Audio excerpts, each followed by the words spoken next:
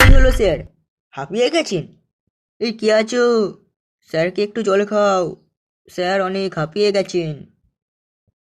এই বল্টু, তুই কার ব্যাপারে কথা বলছিস জানিস? তুই জানিস উনি কে? উনি কে তা আমার জানার দরকার নেই। উনি আমাকে মেরে হাঁপিয়ে গেছেন, তাই ওনাকে জল খাওয়াও। ওকে বলতে দাও হবিলদার, ওকে বলতে দাও।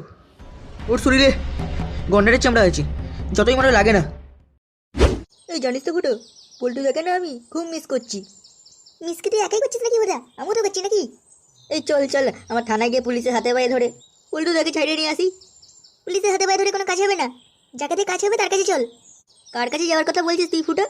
আমাদের কেউ যদি উপকার করার জন্য এগিয়ে আসতে চাই, তাহলে সেই ব্যক্তি হলো ডক্টর ঘটেশ্বর দাস।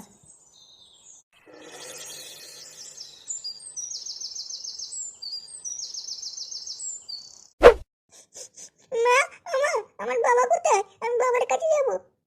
এই মেয়েটাকে আমি কিভাবে বোঝাবো? ফাটা কেউটে, তুই তো সব জানিস। দেখ না টুনটুনিকে একটু শান্ত করতে পারিস কিনা। এই বাবা গো, মা গো, মেয়ের হাত পা ভেঙে দিলে গো। এ কি রে, তোদের এই কি অবস্থা রে? হুম, তোদের এই হাতির মতন চেয়ারটা নিয়ে ফুটবল ল্যাংচাকে মারতে পারলি না? আমি ভাবলাম তোরা ওই ফোরেন দুটোকে মেরে ছিপড়ে করে দিবি, আর তোদের এই অবস্থা। হ্যাঁ,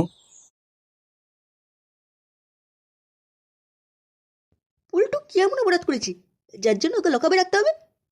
এই কে বসে এমনি পুলিশের কাছে নাক গলাচ্ছেন? এক্ষুনি বেশি বগলে লকাবে করে দেবো। আমি ডক্টর ঘটেশ্বর দাস, আমি আমার ব্যক্তিগত জমিনে পুল্টুকে ছাড়িয়ে নিয়ে যেতে চাই।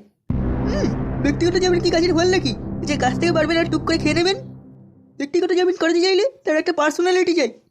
আপনার মধ্যে কি পার্সোনালিটি আছে? হ্যাঁ, আমি এই এলাকার এক্স গ্রাম প্রধান। গ্রাম প্রধান ছিলেন, এখন আর নেই। এখন পল্টুকে ছাড়তে গেলে মানি লাগবে, মানি।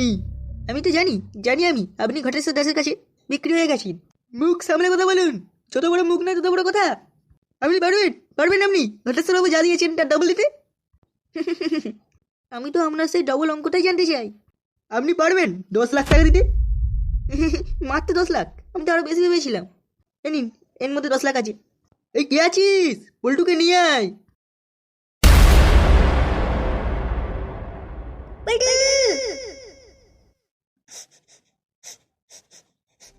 এই বৌদি, তুমি চিন্তা করো না, পল্টুদা খুব তাড়াতাড়ি ঠিক হয়ে যাবে।